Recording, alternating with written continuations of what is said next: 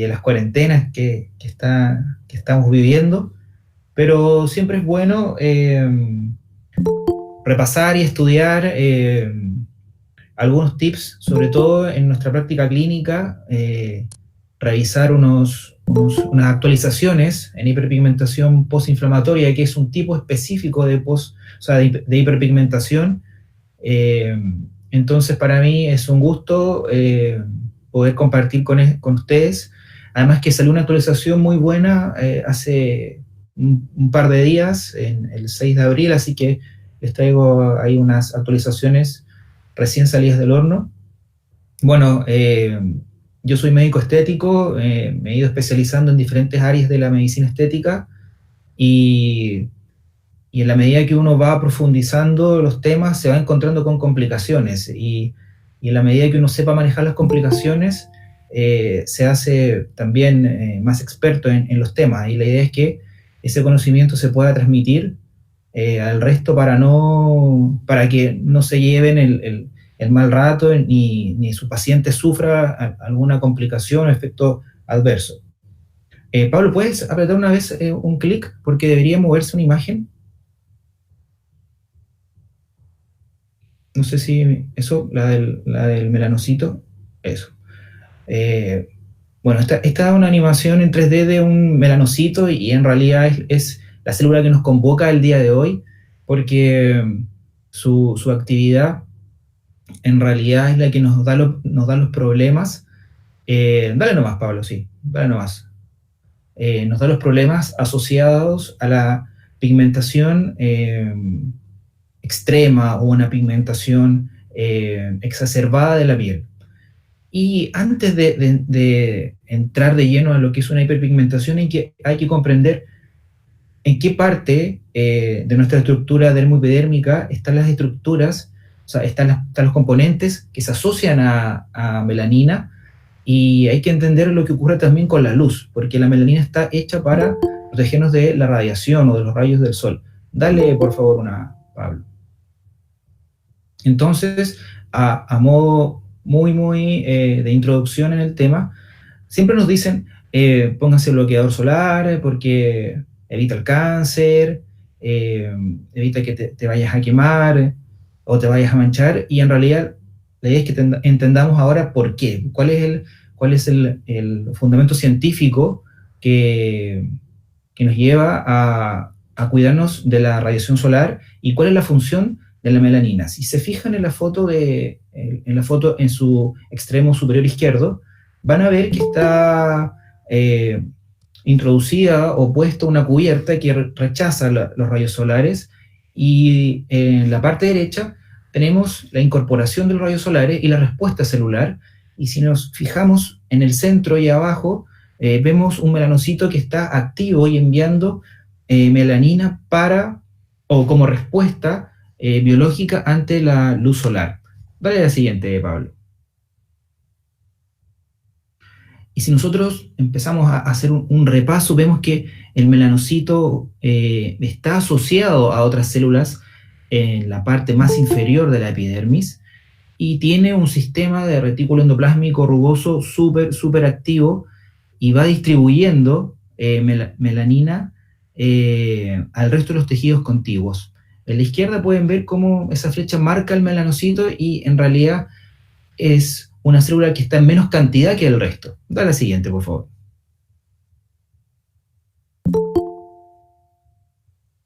Entonces, nosotros vamos a tener un melanocito en un estrato donde tenemos una asociación entre epidermis y dermis. El melanocito está en esa frontera de dermoepidermis que es muy importante mantener, y la mayoría de las pigmentaciones se separan o se dividen técnicamente en las que ocurren en la epidermis y en la dermis. Es muy importante tener en cuenta la ubicación del melanocito y también los diferentes niveles de grosor que tiene o la densidad que tiene el estrato epidérmico, dérmico e hipodérmico, y ver qué terapias a nosotros nos sirven como objetivo en cada una de estas zonas. Da la siguiente.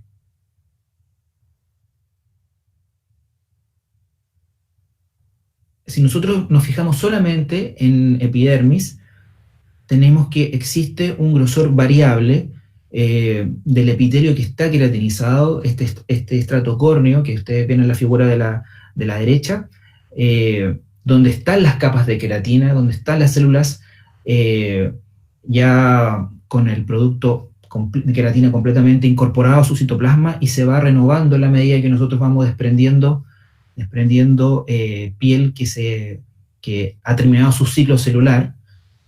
Ya se sabe que prácticamente entre el 80 y 90% del polvo de una casa es piel de las personas que la habitan, entonces esto sí tiene un recambio rápido, y la queratina o el queratinocito no está solo, sino que también lo acompañan células sensitivas y células del sistema inmune, como las de Langerhans, y el melanocito lo vamos a encontrar abajo, en la parte más profunda o la capa profunda de este epitelio epidérmico.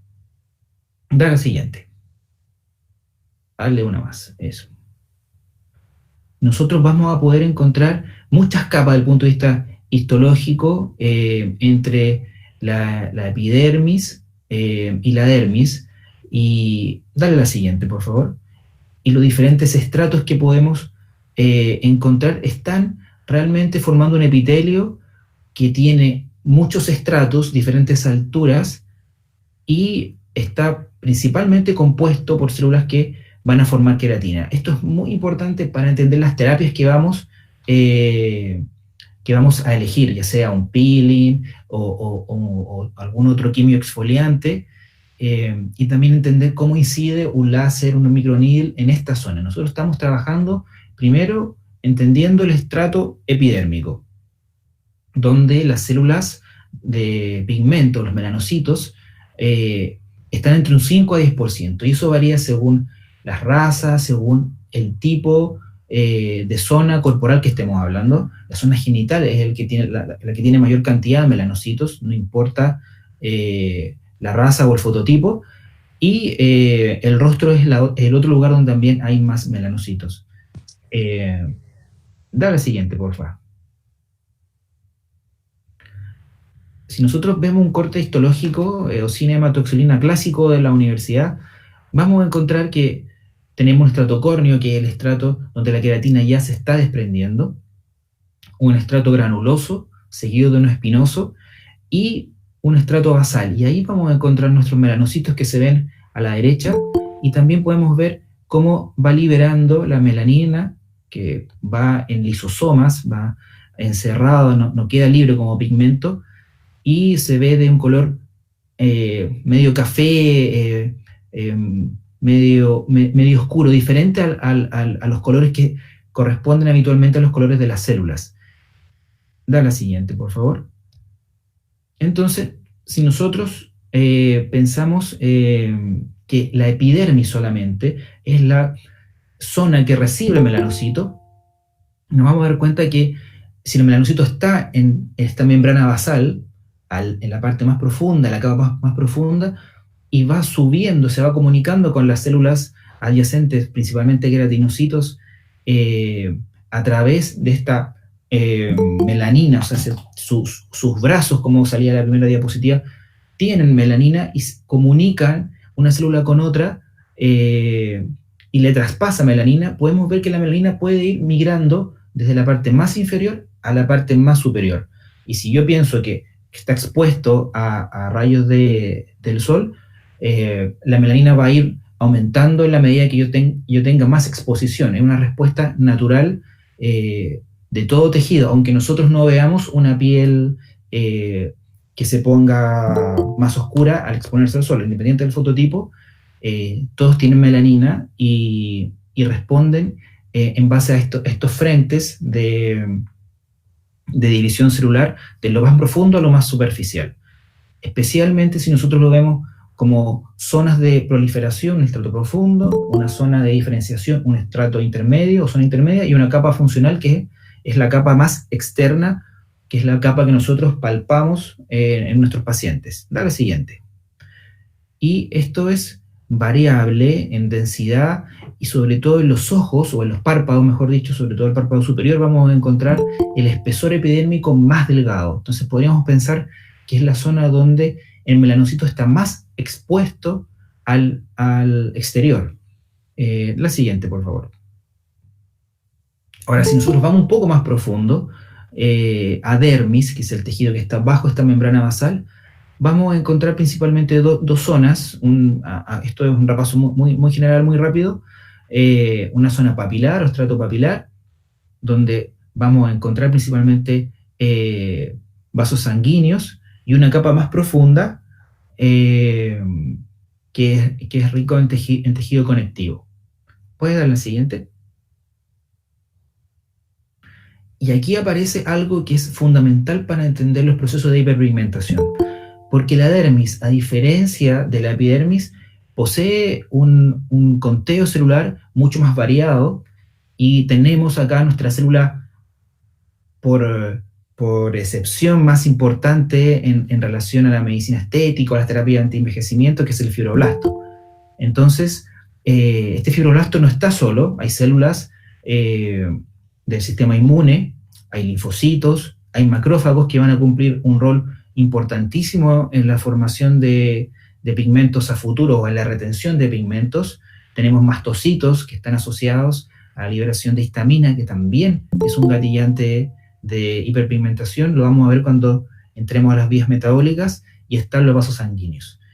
Si nosotros nos ponemos a pensar que si un melanocito se vuelve cancerígeno, por aquí podríamos encontrar también el origen de la migración de estas células sanguíneas de estas células cancerígenas que pueden tomar una vía sanguínea.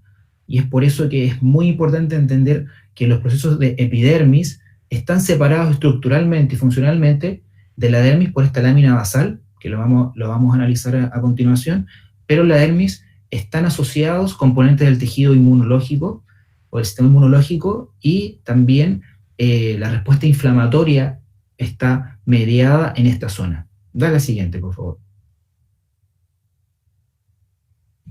Ahora, si yo me fijo en esta frontera entre la capa que tiene queratina y el melanocito y la capa más profunda que tiene el fibroblasto, nos vamos a dar cuenta de que aquí está lo más importante: los tipos de colágeno que nosotros queremos activar mediante cualquier dispositivo de rejuvenecimiento o aparato de radiofrecuencia, de lo que sea. Aquí están los colágenos que son estructurales, que están formando esta frontera y esta unión de la dermis. Y tenemos el colágeno tipo 1 y tipo 1, tipo 3 y tipo 5 en la porción dérmica, y en la lámina basal tenemos colágenos que son estructurales como el tipo 4. Es muy importante identificar y saber si es un colágeno que está asociado a la lámina basal o a la dermis, para saber también cómo funciona o qué objetivo terapéutico tiene un tratamiento, de lo que sea, desde un skin booster, pasando por un HIFU, hasta un láser de la longitud de onda o del cromóforo que intente estimular. Da la siguiente. Seguimos avanzando.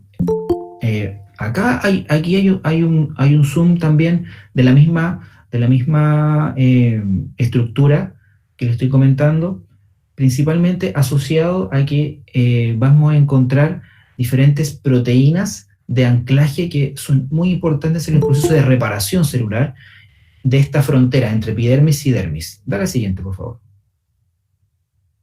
Me refiero específicamente, aprieta 2 clics, porfa. Disculpa, Pablo, que te moleste tanto. Vamos a hablar principalmente, o a pensar principalmente, que esta frontera celular está vinculada o estructurada mediante el colágeno tipo 4 y proteína laminina 5. Da la siguiente. ¿Por qué hablo de esto? Porque es súper importante saber qué estructuras se van a lesionar cuando nosotros tengamos una hiperpigmentación.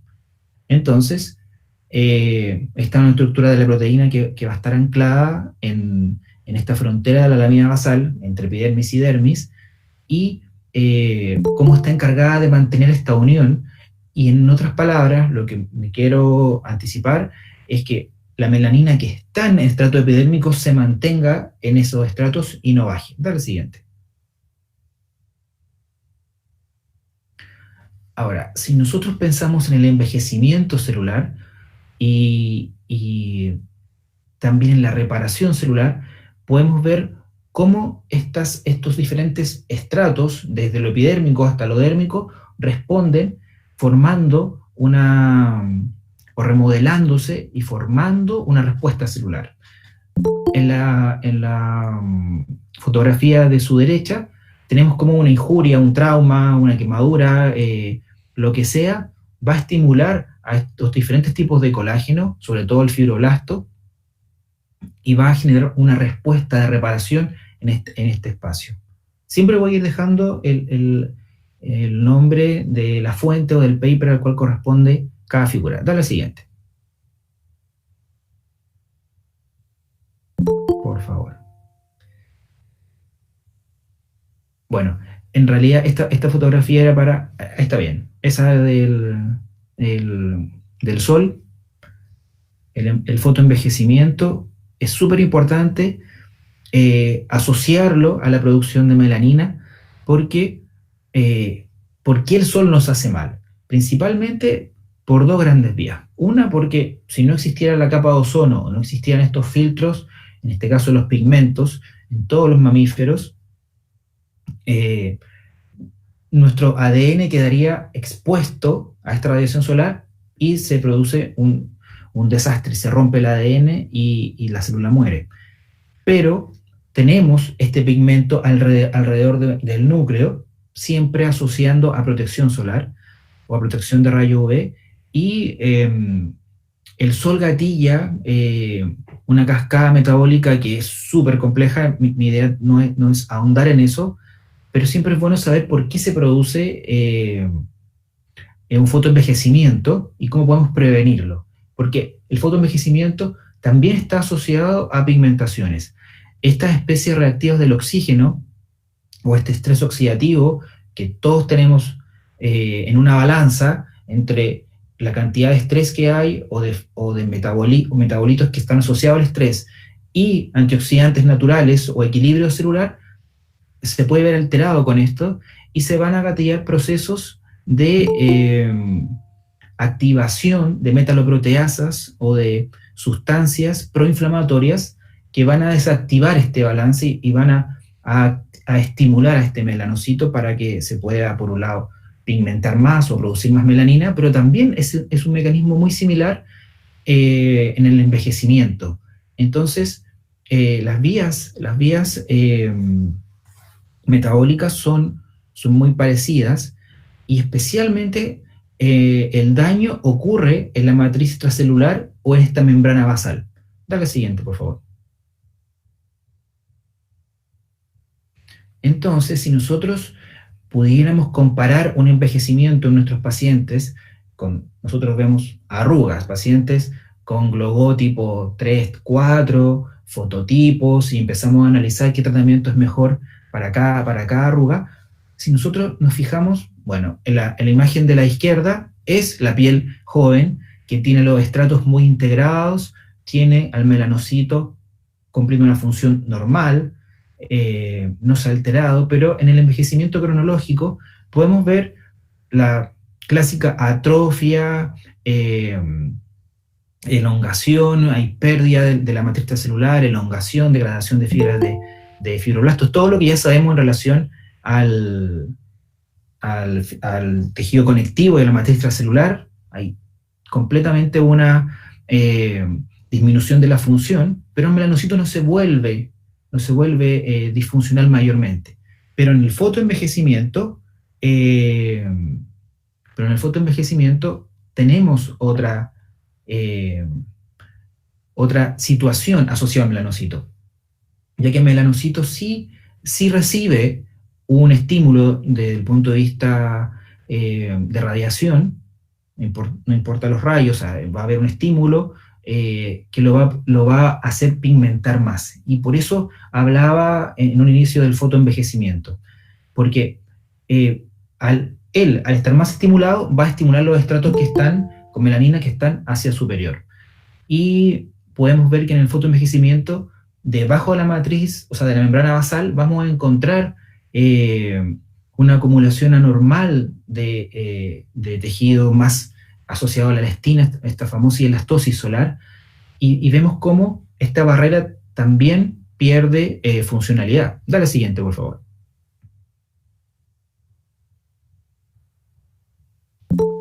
Bueno, ahí estaba marcado el melanocito, dale nomás la siguiente.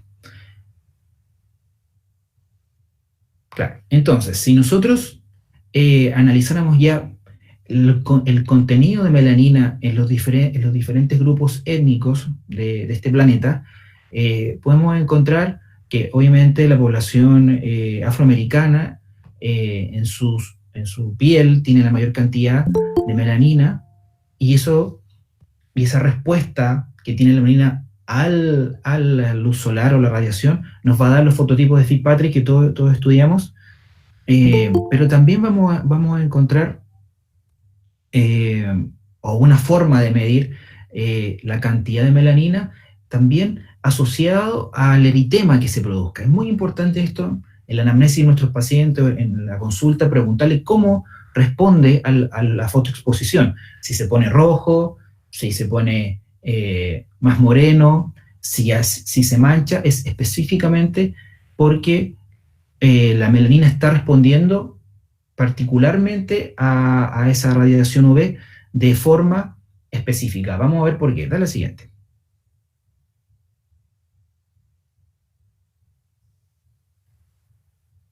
Ahí viene la siguiente. Vale. Entonces, si nosotros, al conocer ya la ubicación del melanocito, saber qué relación tiene con las otras capas celulares, ya sea a nivel superficial o a nivel más profundo, nosotros vamos a fijarnos ahora en la melanina. Este es un paper que lo encontré muy interesante, se los dejo para su estudio, donde nosotros podemos ver cómo la radiación UV toma diferentes vías metabólicas para aumentar la producción de melanina. Esto es importante porque si el melanocito está aumentado en su función de producción de melanina, vamos a tener pacientes más manchados, y si tiene muchos melanocitos, vamos a tener más melanina.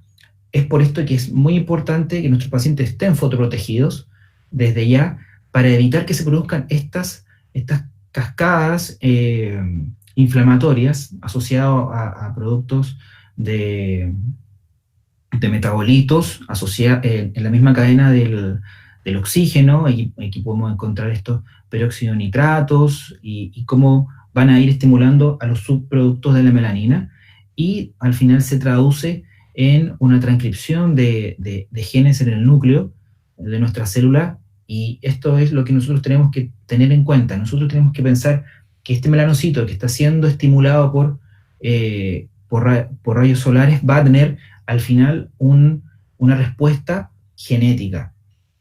Dale la siguiente.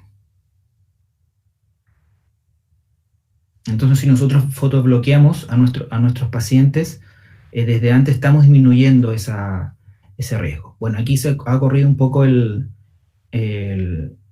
cuadro, pero es súper resumido. En la figura inferior de la izquierda tenemos un tipo de melanina, que es la feomelanina, y habitualmente es la melanina más frecuente en fototipos claros. Y la eumelanina, que tiene mayor cantidad, es la melanina de la piel oscura, y es en realidad la causal del color oscuro, porque tiene un pigmento de liberación mucho más difundido en los estratos epidérmicos.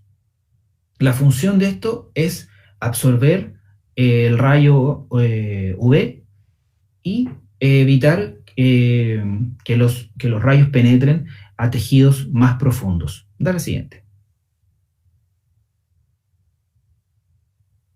Ahora, lo más importante que nosotros debemos pensar en relación a la melanina es que la vía metabólica para la producción de melanina es bastante compleja. Las vías enzimáticas son variadas, especialmente por la acción de la tirosinasa y todos los precursores de la tirosinasa, pero a través de diferentes modelos de oxidación se va a producir o la eumelanina o la feomelanina en pieles claras o oscuras.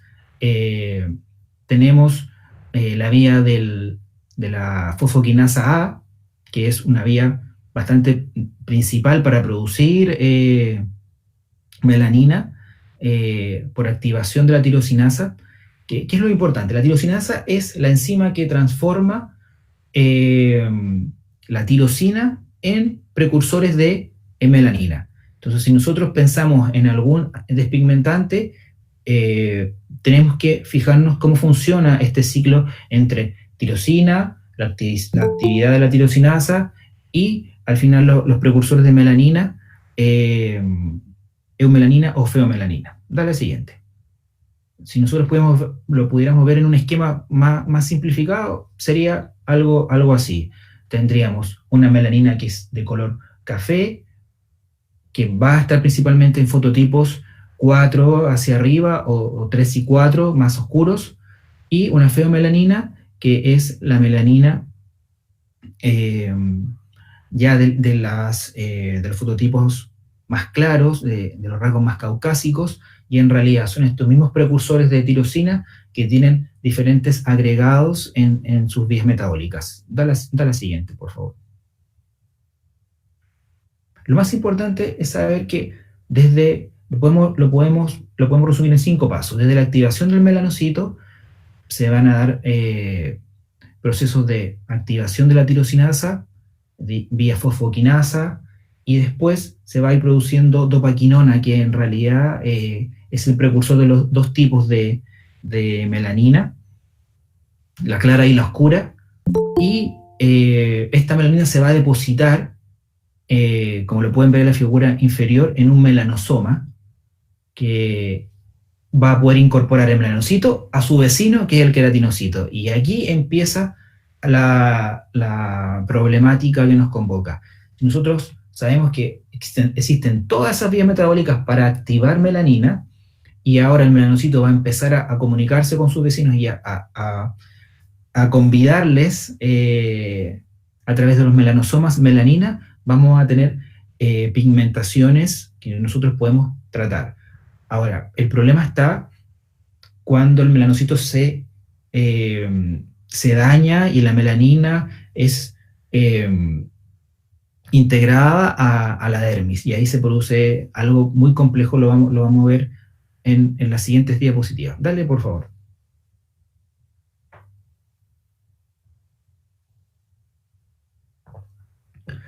Dale. Mejor que se coloque los cuadros completos. Bueno, ahí está por terminar. Vale.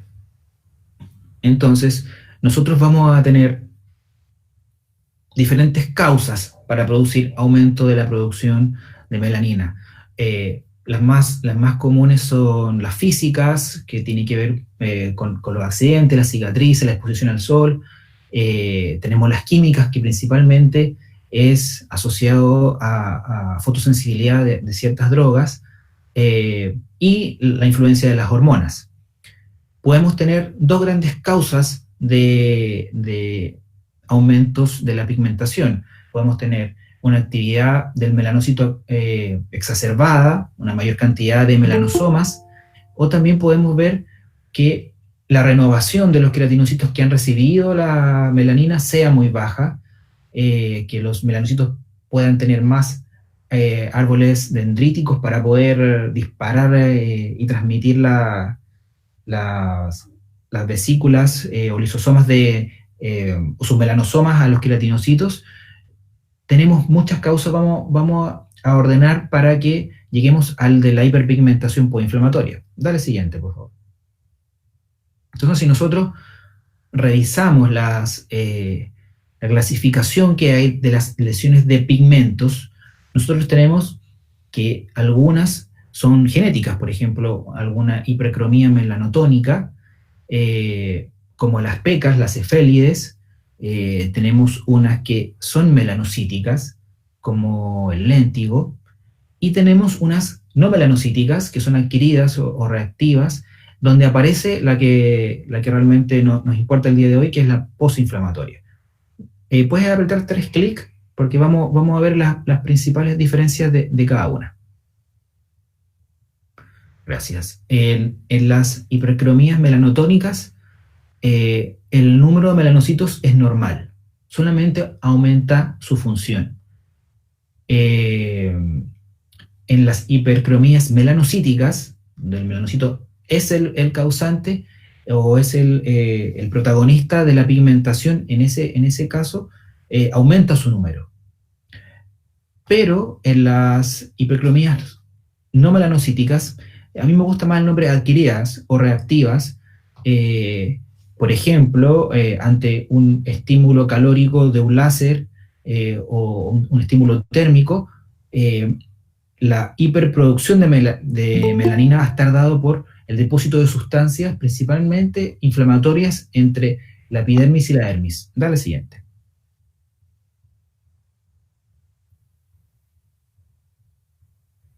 Entonces, tenemos dos grandes grupos que estudiar en relación a la hiperpigmentación. Cuando nosotros tenemos una hiperpigmentación de localización en epidermis, vamos a tener en realidad aumento de la misma melanina y el número de melanocitos. O sea, el productor y su producto. En cambio, en la hiperpigmentación que se deposita en dermis, vamos a tener situaciones que son complicadas, porque puede caer la melanina hacia la zona de la dermis a través de estos mismos melanosomas, o sea, que los melanosomas se vayan concentrando en la dermis. Nos van a ayudar otras células, lo vamos a ver de inmediato, sobre todo macrófagos, y también existe melanocitos que están en la zona de dermis, son más escasos y van a estar también estimulados. Y estos pigmentos de melanina, habitualmente en fototipos muy claros o en pieles muy, muy adelgazadas, como la zona del párpado inferior, podemos ver un color azul-gris. En realidad corresponde a melanina que está en dermis y no es la melanina que está en epidermis. Es el famoso efecto físico de Tyndall. Dale al siguiente. Ese es un efecto de la reflexión de la luz, no es el efecto de edema que vemos por un ácido hialurónico. Me estoy refiriendo al efecto de refracción de la luz por la melanina en la dermis. Entonces, en la hiperpigmentación posinflamatoria epidérmica, tenemos que el origen principalmente es cascada inflamatoria. La mayor producción de melanina o la transferencia de los melanosomas a los queratinocitos está dado principalmente por interleuquina 1. Estos factores de crecimiento o estas cascadas inflamatorias están habitualmente gatilladas por una injuria. Aquí podemos pensar en un golpe, en una fricción, en una quemadura, y las personas que se pigmenten al quemarse, por ejemplo, en el horno de la cocina, tenemos que está afectando esta zona. Da un clic más, por favor, Pablo. Y es principalmente por lo mismo que hemos estado hablando, desde la tirosina sintetizada en el retículo endoplásmico rugoso del melanocito y toda la formulación de melanosomas y los gránulos en su citoplasma para poder abarcar el queratinocito. Dale al siguiente. Si estamos viendo cómo se produce la hiperpigmentación, y la hiperpigmentación posinflamatoria en dermis es la más complicada. Se habla de una incontinencia pigmentaria.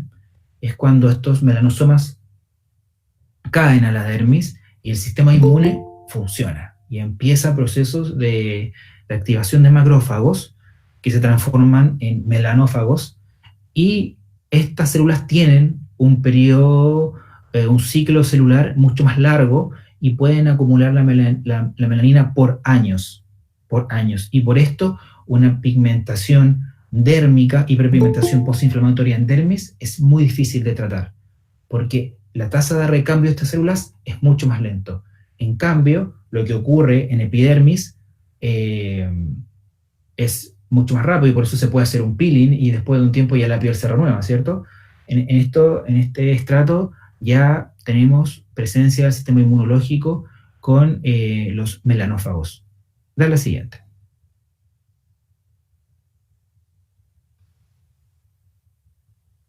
Entonces, aparte de estos melanófagos, también se están produciendo efectos estimulantes de melanocitos de diferente índole, principalmente mediados por el fibroblasto, pero existe una modulación en esta matriz transcelular para formar estos melanófagos. Yo creo que, como ejemplo, aquí puse una reacción por el uso de naproxeno. Y en realidad lo que quiero graficar es que existe melanina en una zona, o melanófagos, en una zona de la dermis, donde habitualmente nosotros no encontramos una mayor cantidad o una cantidad tan elevada de estas sustancias. Y esto porque se ha inflamado, la cascada inflamatoria ha afectado a capas epidérmicas y también dérmicas. Dale la siguiente.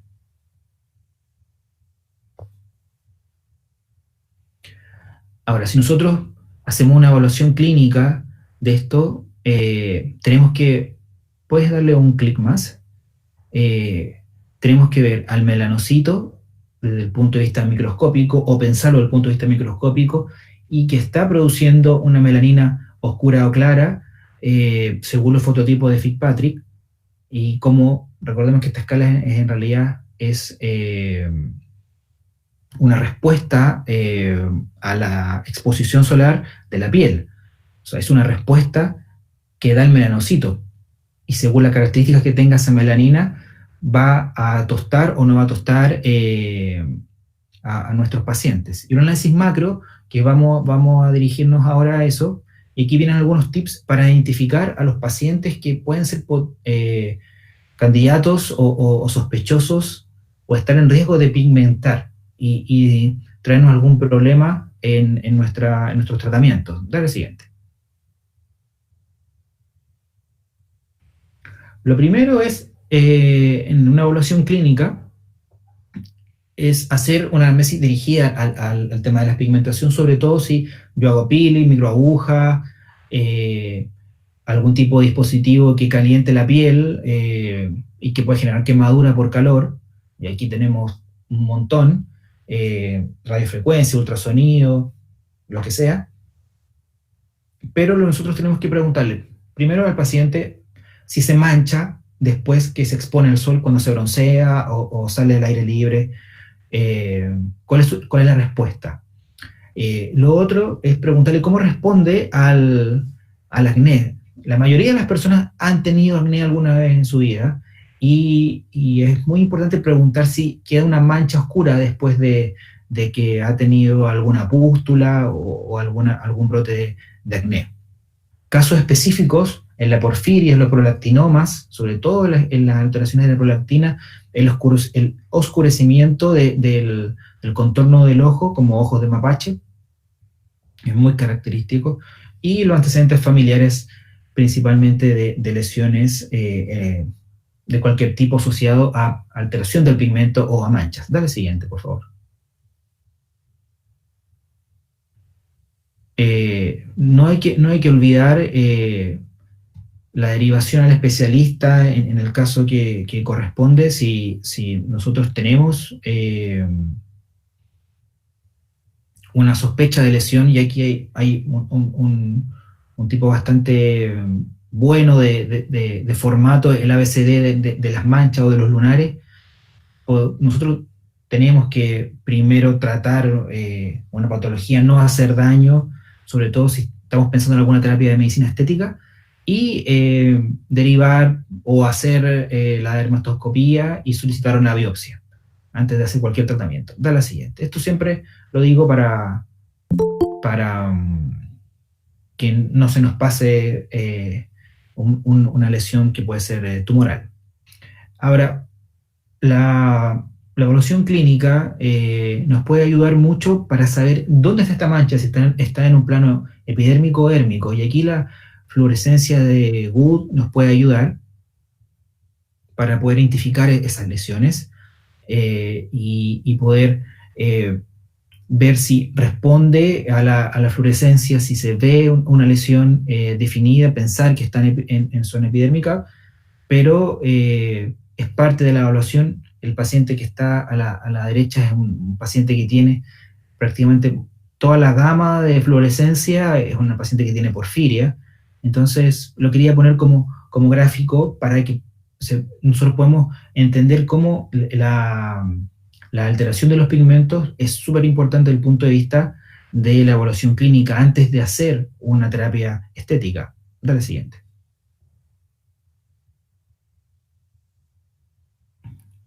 Bueno, aquí hay un poco de diagnóstico diferencial de manchas.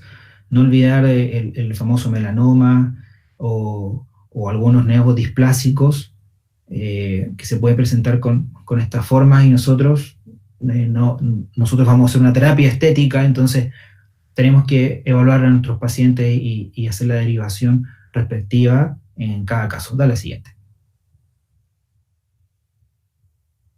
Bueno, un ejemplo del famoso léntigo maligno, pero es el mismo contexto. No va a ser una terapia de medicina estética si aparecen este tipo de lesiones, sospecharlas, nunca dejar de lado ni subestimarlas. Dale siguiente.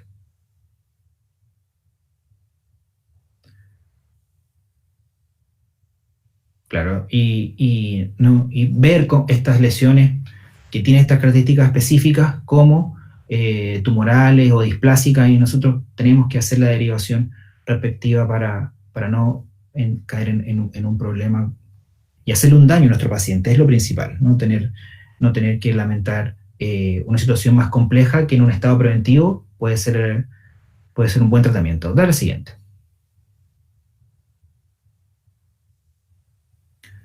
Acá hay unos tips muy importantes que uno rápidamente le puede hacer un checklist al paciente y preguntar cuál es su respuesta al acné secular o activo, y si el paciente relata manchas café, ya para mí es un antecedente que me hace pensar que tiene una activación melanocítica importante. Dale la siguiente, por favor, Pablo. Muy amable. La hiperpigmentación periocular preexistente, que no tiene que ver con una ojera, que tiene que ver con una acumulación de melanina en zona dérmica incluso, que puede estar asociado a cambios hormonales. Es súper importante identificar, porque si queremos hacer una terapia periocular, esto nos obliga a tratar al paciente antes, después vamos a ver con qué, y identificar también cuál es la causa de esta hiperpigmentación periocular. Da la siguiente. No hay que dejar de ver estos checklists, que son muy sencillos. Me llama mucho la atención los pacientes que tienen una exposición solar, se broncean, pero tienen zonas claras y zonas oscuras. Entonces, y no es que el paciente se haya puesto bloqueador acá en un solo lugar y en el otro lado nada, sino que es una respuesta asimétrica de los pigmentos. Entonces, también están en estos checklists estos pacientes que hay que tratar y fotoproteger con mayor atención. Dale la siguiente. Los pacientes que tienen antecedentes de cambio en los estados hormonales, ya sea por anticonceptivo o los anticonceptivos de depósito, y asocien el anticonceptivo a manchas. De hecho, en el embarazo existe una condición que se llama cloasma del embarazo, melasma del embarazo, que está asociado a los cambios hormonales. Es súper importante considerar, si nosotros vamos a hacer una terapia, preguntar el método anticonceptivo que ocupa la paciente y si ha notado manchas asociadas a estos cambios hormonales. Da la siguiente. Y aquí tenemos nuestro gran número, o sea, si nosotros atendemos más mujeres en edad fértil, estamos en esas condiciones o trabajando bajo esas condiciones. Nosotros tenemos también, aquí aparece un tips que lo encuentro muy bueno. Hay pacientes que sin tener una cirugía dental tiene pigmento en sus encías y es bueno preguntar y hablar bien al paciente. Este es un ejemplo y es tal cual. En los casos que yo he tenido de hiperpigmentación, en la evaluación veo que un paciente que sí tiene pigmentadas sus encías. Da la siguiente. Entonces, esos 5 checklists. Ahora, yo puedo encontrar muchos tipos de manchas. Puedo encontrar, por ejemplo, la foto de la derecha es una violinista que se apoya el instrumento musical en el cuello y tiene esa pigmentación asociada a la fricción, dermatitis, termografismo. El caso de la izquierda es por una reacción también de medicamentos. De la siguiente. Entonces, es muy importante evaluar el contexto clínico en el cual aparecen las manchas. La de la derecha es la típica de quemadura en la cocina, y de la izquierda es un quiste sebáceo. Da la siguiente. Ahora, yo creo que este algoritmo de decisión en hiperpigmentación postinflamatoria nos ayuda mucho a trabajar bajo un contexto de seguridad. Porque si nosotros tenemos un paciente que no es pediátrico y no es adulto mayor, tenemos que descartar patología tumoral o alguna displasia. Dale la siguiente, porque ahí nos va a aparecer un cuadrito. Entonces, aquí aparecen el ABCDE de los lunares, por ejemplo, que una mancha que el paciente quiera tratar, pero si tiene textura, si tiene sangramiento, si tiene asimetría, si es costrosa, si aparece en la zona de los pliegues, si tiene cambios recientes de tamaño, hay que sospechar algún tipo de displasia y se debe derivar a la especialidad correspondiente. Ahora, si no es una mancha con esas características, podemos pasar al siguiente paso del algoritmo, o lo que hay que descartar, principalmente las enfermedades sistémicas, desde una diabetes descompensada, pero pasando por las enfermedades que sí tienen alteración de la piel en relación a los pigmentos, por ejemplo, una hemocromatosis o una porfiria, etc. Entonces, lo importante es descartar y dar al paciente de forma integral, no una mancha en la zona malar. Si no hay antecedentes de una enfermedad sistémica, debemos descartar la hiperpigmentación asociada a fármacos, principalmente a estrógenos y progestágenos, que es algo yo creo que es frecuente, tetraciclinas en algunos tratamientos para acné que pueden estar siendo usados, amiodarona en pacientes cardiópatas, los antimaláricos como la cloroquina y sus derivados, y los fármacos antitiroideos. Si yo he hecho este chequeo y he descartado displasia, enfermedad sistémica e inducción por fármacos, ahí recién yo puedo realizar mi terapia antimanchas dale la siguiente, con un margen de seguridad. Es muy importante contextualizar al paciente. Dale nomás, Pablo.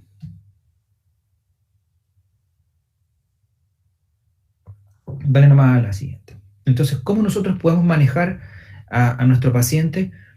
Y en realidad aquí tenemos un arsenal terapéutico muy variado, ¿vale? e independiente de cuál sea el tratamiento, nosotros tenemos diferentes pilares de tratamiento. Todos van a ir enfocados a disminuir el circuito de la melanina, principalmente a la actividad del melanocito y al metabolismo también de los melanófagos, perdón, de los melanosomas. Y el tratamiento es bastante abierto. Tenemos los inhibidores de la tirosinasa, y aquí aparece la hidroquinona, que ha sido por lejos la más estudiada, la más recomendada, y la que tiene una mención especial en todas las fórmulas de tratamiento contra la pigmentación, sobre todo estudiada por el melasma. Aparecen otras como la arbutina, la glabridina y algunos ácidos, pero en realidad, da la siguiente, nosotros lo que vamos a fijarnos es en el ciclo de la melanina en el melanocito. Entonces aquí vamos a poder entender cómo funciona prácticamente todo nuestro arsenal terapéutico. Primero, si nosotros evitamos la radiación solar, la formación de radicales libres, con los antioxidantes, vamos a bloquear un mecanismo genético de transcripción de la tirosinasa. Es lo principal. Y también podríamos entender que esta cadena inflamatoria gatillada desde el ácido araquidónico, podríamos modularlo con un corticoide. Ahora, en relación a la síntesis de la tirosinasa, vamos a pensar en retinoides. En relación a la glicosilación de la tirosinasa, tenemos otro tipo de tratamiento, glucosamina, por ejemplo, pero no está en fármacos como algo tan estudiado para el melanocito. La inhibición de la tirosinasa sí es lo más estudiado, donde nosotros tenemos la hidroquinona, tenemos la arbutina, tenemos el ácido cógico, el ácido ascórbico, que en realidad tiene que ir en todo nuestro protocolo. Y finalmente la transmisión o la transferencia de los melanosomas desde el melanocito al queratinocito, como pueden ver abajo a la izquierda, y aquí aparece la niacinamida, que también es muy importante para bloquear el sistema. Entonces, la idea es que nuestro paciente, cuando tiene pigmentación exacerbada, es porque estos mismos mecanismos están siendo producidos con mayor rapidez, y nosotros tenemos que frenarlos por todos lados. Por eso ahora entendemos que es tan importante el fotoprotector, que sea con antioxidantes, entender en qué fase está de la hiperpigmentación, si está en dermis o en epidermis, para usar un empoderante inflamatorio, para poder agregar algún peeling. En realidad aquí está la explicación de todos nuestros tratamientos. Da la siguiente. Y estudiando este tema, porque siempre es importante, mención aparte tiene la hidroquinona. Da la siguiente, que aparece un cuadro. Los estudios son bastante prolongados y antiguos, y es lo tradicional y lo ampliamente difundido. Van a haber soluciones de Klinkmann variadas y modificadas que tienen bastantes buenos resultados, y en realidad he enfocado esta parte del tratamiento no solo con la hidroquinona, sino que con las nuevas terapias que hay para acompañar la hidroquinona, porque la hidroquinona también tiene un efecto adverso que lamentablemente puede ser peor que la enfermedad, porque en su efecto adverso está la pigmentación postinflamatoria. Entonces, es importante tener alternativas, porque la hidroquinona aparecía hace algunos años como la solución para todo tipo de manchas, y a veces teníamos pacientes que se pigmentaban más aún. Voy a dar el siguiente. Entonces aparecen algunos otros fitoquímicos para tratar la hiperpigmentación. ¿Puedes dar la siguiente? La siguiente, claro. Donde aparece la arbutina, la bridina, el glutatión, el ácido ascórbico y la niacinamida. Dale siguiente. Y en la revisión bibliográfica, dale la siguiente, aparece un paper que lo venía, no, una más atrás, lo venía siguiendo, gracias, hace un tiempo ya, del doctor Schwartz, que me parece fantástico porque hace una revisión de todas las terapias que hay actualmente para la hiperpigmentación. Y aquí hay algunas conclusiones del estudio o de la publicación. En realidad, para los pacientes que han hecho una hiperpigmentación postinflamatoria, se concluye que es un proceso difícil y prolongado, que puede durar hasta 12 meses o más. La hiperpigmentación o la hipermelanosis epidémica es la más fácil de tratar, o la que presenta una mejora, pero no hay ninguna terapia que sea realmente efectiva para la hipermelanosis o la hiperpigmentación dérmica. Y el factor de protección solar es importante, o usar protector solar es esencial para cualquier régimen de terapia de la hiperpigmentación. Dale siguiente. Paralelamente a esto, que no parece muy auspicioso, se concluye que la terapia debe ser combinada. Para tener éxito no solamente sirve un fármaco, entonces la secuencia de tratamientos y la combinación de terapias puede llevar a una mejora en la hiperpigmentación en nuestros pacientes. Dale la siguiente. Entonces, nosotros como terapeutas de esta pigmentación tenemos que buscar frenar la producción de la melanina en todas las fases, y quiero comentarles de 3 principios activos que nos van a ayudar a esto y que no necesariamente son hidroquinona. Dale lo siguiente. Tenemos unos polipéptidos o biopéptidos de última generación. Tenemos inhibidores de la tirosinasa y antioxidantes. Por eso es muy importante fijarse qué es lo que contiene tu bloqueador solar, los serums, las pantallas, los primers, etc. Es muy importante porque todo suma y ayuda a que los pacientes no se pigmenten. Dale la siguiente. Vamos a analizar rápidamente estos biopéptidos de última generación. En realidad, les dejo el estudio para no leer todos los péptidos, pero en resumidas cuentas, se han encontrado péptidos que son mucho más efectivos que la hidroquinona, sobre todo el decapéptido número 15. Y es el que tiene más estudios, y lo han comparado con formulaciones entre ácidos quimioexfoliantes e hidroquinona. Dale siguiente. Hay muchos péptidos. Al final lo que están haciendo es disminuir la supervivencia del melanocito, evitar la transcripción genética, evitar las vías metabólicas que van a activar las tirosinasas, ya sea para cualquiera de las melaninas que sea, desactivar el melanosoma y evitar que se transfiera hacia los queratinocitos. Dale la siguiente.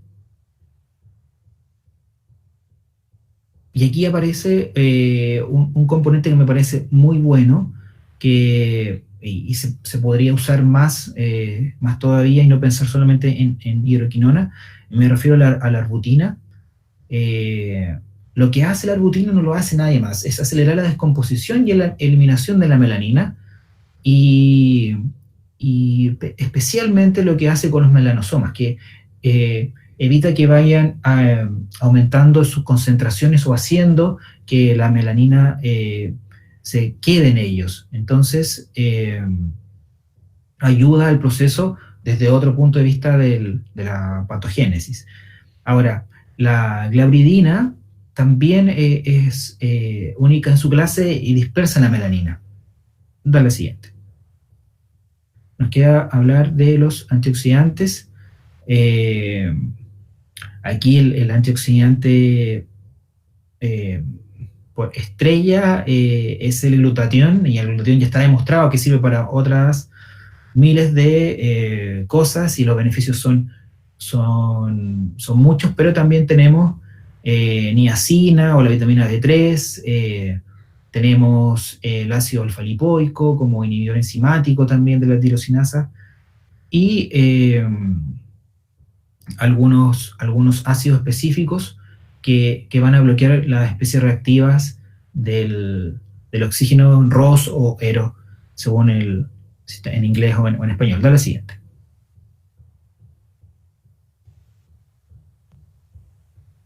Entonces, eh, quería también traer a revisión el tema siempre me lo preguntan, del ácido tranexámico, que, que está siendo usado y se ha estudiado sobre todo en melasmas, pero está siendo indicado en hiperpigmentación postinflamatoria, pero su uso es off-label, pero ha tenido buenos resultados y siempre debe ser usado con fotoprotección. Les dejo ese estudio y les dejo el dato, no sé si se venden comprimidos. En Chile hace poco se empezó a vender en comprimidos. Hay una sola fórmula de 650, y no hay que olvidar que en realidad, da la siguiente, nosotros estamos pensando en melanina, pero este ácido tranexámico está pensado en alteraciones de la coagulación. Eh, entonces, también no se puede usar a destajo como cualquier otro fármaco. ¿Cómo funcionaría un ácido tranexámico para una disminución de la síntesis de melanina? Principalmente porque bloquea la cadena a nivel del ácido araquidónico y estas hormonas estimulantes de los melanocitos en dermis, en epidermis principalmente. Dale al siguiente.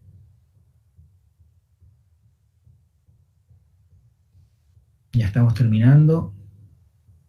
Entonces, nosotros, ¿qué podemos hacer? ¿Qué terapia podemos adecuar a nuestros pacientes? Y en realidad tenemos una cantidad de recursos técnicos para poder evitar una mancha o poder tratarla, que es única. Sobre todo en Colombia hay toda una rama de la dermoestética, dermocosmética muy bien desarrollada, y en relación a todo lo que hemos comentado, nuestro paciente podría tener uso de un retinol, de vitamina C, de un fotoprotector, perfectamente bien incorporado en un plan de tratamiento. Dale siguiente. Vamos a ver cuáles son los más importantes. Aquí tenemos uno de la línea Obagi, que me parecieron buenos los casos de estudio. Tenemos que es la arbutina al 7% de aplicación nocturna, 2 gotas que se ponen en todo el rostro. Hay que proteger siempre las zonas de cercanía con los folículos de las pestañas. Entonces, se debe tratar con precaución esa zona, pero tiene muy buen resultado ya a partir del segundo mes. Da la siguiente. Otra fórmula es el Exfoderm, que ya tenemos alfa-hidroxiácidos. Principalmente vamos a gatillar una renovación celular en la capa epidérmica, estos estratos que revisábamos en un inicio, y hay que tener mucho ojo con la piel desigual o las manchas, para no aclarar zonas que ya están más claras.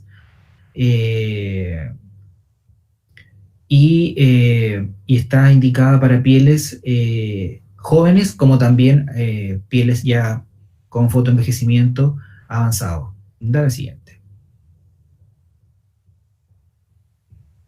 Y este me parece un ejemplo muy bueno de una integración de terapias que van a ir desactivando, no sé si se acuerdan, ese esquema de fondo rosado donde estaban todos los componentes que gatillan la tirosina y la liberación de melanosomas, con una línea terapéutica completa, desde la limpieza, pasando por los blanqueamientos, hasta llegar al fotoprotector y ocupando vitamina C.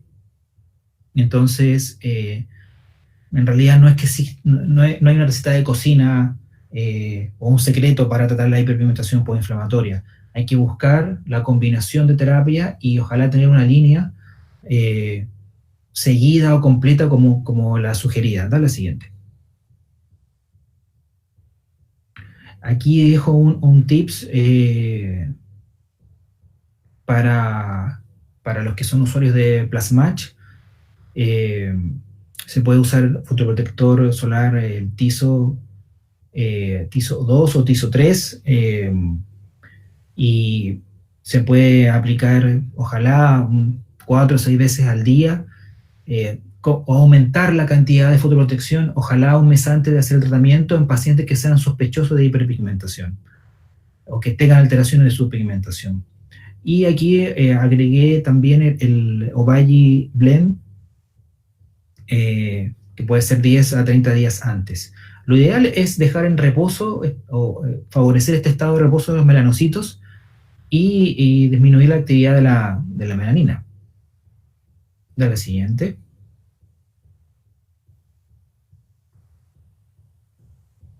Y unos tips para el microneedle, si se necesita ocupar sustancias aclarantes, lo ideal en hiperpigmentación postinflamatoria es que sea superficial o a estrato medio y dejar el dermoinyector en 1 o 1,5 y pensar que son al menos 3 a 6 sesiones para poder tratar los diferentes tipos de hiperpigmentación. Pensemos que el paciente está en un nivel crítico y tiene hiperpigmentación en la zona dérmica, entonces necesita tiempo y eso no tiene que explicárselo al paciente. Hay que hacer mínimo 3 sesiones, entonces es complejo cuando ya tenemos una hiperpigmentación dérmica, pero cuando es epidérmica tenemos todas las chances de salir adelante con estas terapias que he mencionado. Así que creo que ya esto es lo último. Dar nomás la siguiente. Ahí tengo 1, 2. Muchas gracias a ustedes por su asistencia. Dejo mis datos por si tienen alguna duda o quieren seguirme en redes sociales. Y quedo listo para la tanda de preguntas, Pablo. No sé qué quieras revisar tú o destacar tú. Doctor, muchísimas gracias, la verdad, demasiado valiosa la información. Me gustaría abrir el piso para preguntas de sus colegas, alguna duda que tengan, exponer algún caso y abrir el conversatorio. Aquí tenemos la pregunta de la doctora Jessica Giraldo. Si existe la hiperpigmentación, ¿el manejo se empieza inmediato o se debe esperar para iniciar el manejo? Qué buena pregunta. Hay que establecer ojalá la causa de la hiperpigmentación. Cuando la hiperpigmentación está asociada a algún trauma o alguna injuria, por ejemplo, algún accidente, lo ideal es que se complete al proceso de remodelación de la cicatriz. Entonces, podrías esperar que es muy variable según el tipo de lesión que tenga, pero se sugiere terminar el proceso que lo precede. Por ejemplo, si alguien se hizo microneedle y fue muy profundo, le dejaron pigmentado, entonces hay que esperar que cicatrice, que vayan desprendiéndose las costras y después empezar la terapia, para no activar más mediante el sistema que tú quieras ocupar de tratamiento, no vayas a irritar más una capa epidérmica que está ya lesionada. Entonces no partiría de inmediato el tratamiento, hay que esperar, pero todo va a ser según la causa de la hiperpigmentación. Perfecto. Aquí tenemos una segunda pregunta. Manejo de pigmentación post-peeling. ¿De cuál sería el manejo ideal para restablecer la piel normal? Claro, esa es una condición muy especial porque actúa como estímulo químico, un agente que gatilló una respuesta de liberación de los melanosomas, y hay que realmente evaluar si esta pigmentación está en epidermis o está en dermis, porque va a depender si fue un peeling suave o de mediana intensidad, y ver cuáles fueron las consecuencias de este peeling. Entonces, lo ideal es siempre fotoproteger al paciente, identificar la causa y en el caso de peeling, ver si existe una relación de inflamación asociado al peeling en sí, que exista algún grado de reacción inflamatoria tipo alergia, o fue un problema de las concentraciones. Si fue un problema de las concentraciones, hay que pensar que es como una quemadura química y hay que tratarla como tal, o sea, esperar que la epidermis se regenere y empezar con terapias tópicas o también de microneedle en el caso que tuvieras algún principio aclarante. Perfecto.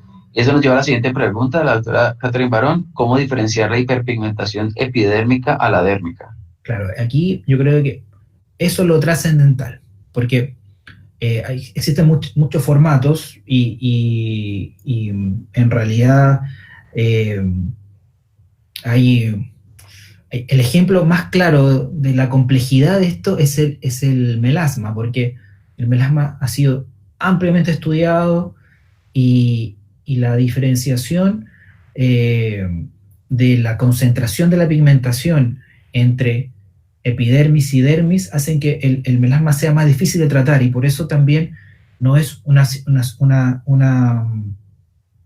condición o enfermedad que tú le colocas un medicamento y se mejoró, como quien está con una infección, toma antibióticos y se mejoró.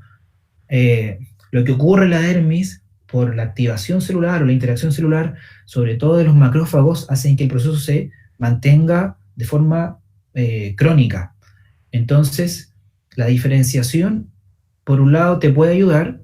Yo mostraba la luminiscencia, la fluorescencia de la luz de Wood, y hay todo un esquema para poder identificar la hiperpigmentación, y si no cuentan con luz de Wood o no pueden identificar claramente eso, hay que derivarlo a un dermatólogo. Ahora, en sí, el dermatólogo tiene más herramientas, y si hay un dermatólogo en la audiencia lo puede complementar también. Aparte de la dermatoscopía, poder identificar la hiperpigmentación epidérmica es trascendental. La luz de Wood es lo más simple, lo más usado, pero yo sé que el dermatoscopio también te permite hacer otras cosas. Perfecto. ¿Con qué maneja la hiperpigmentación post-láser de CO2 en ablación de santelasmas en párpados? Es decir, se realiza un proceso de ablación de santelasma en párpados, y ¿cómo maneja esto? ¿Cómo lo podría manejar? Claro, bueno, aquí estamos como bien dice la doctora Sandra, la piel más delgada, entonces tenemos esta hiperpigmentación en la zona más expuesta del melanocito en comparación a otras zonas. Entonces aquí aparece todo el manejo sugerido en estos nuevos fitoquímicos, y ahí se puede buscar la combinación entre arbutina, los antioxidantes, los mismos inhibidores de la tirosinasa, tú podrías armar un esquema tópico con, los formatos que están en crema. Puedes armar un cóctel oral con vitamina C y ácido tranexámico, y siempre fotoprotegiendo al paciente, y una quimioexfoliación muy, muy suave. De hecho, no están indicados algunos peeling para la zona periocular porque es muy delgada la epidermis, pero los nuevos láser que tienen elevaciones de la luz, como el neodimio o algunos de picosegundo, pueden ayudar también a estimular el proceso de recambio celular para poder eliminar la melanina en la epidermis. Pero en sí es la zona más difícil de tratar porque es la más delgada. No puedes ocupar todos los peelings porque puede generar quemadura o generar algo peor que la epipigmentación.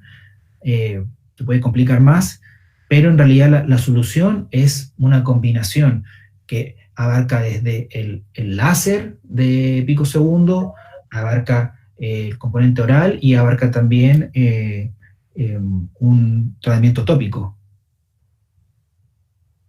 Es difícil.